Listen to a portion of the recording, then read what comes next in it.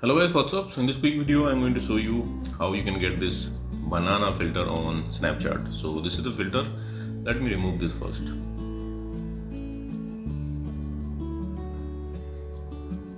Okay, now filter is removed. To get this effect you can visit this website. Link to this website I'll give in the description box below. Here in this website you will see the snap code for this filter. If you are browsing this website in your laptop or PC, you can scan the snap code with your Snapchat mobile app, and if you are browsing this website in your mobile, just tap on the snap code and open it with Snapchat. Now in Snapchat you will see this pop-up and you will see unlock for 48 hours. Tap there and there you go, you got the filter.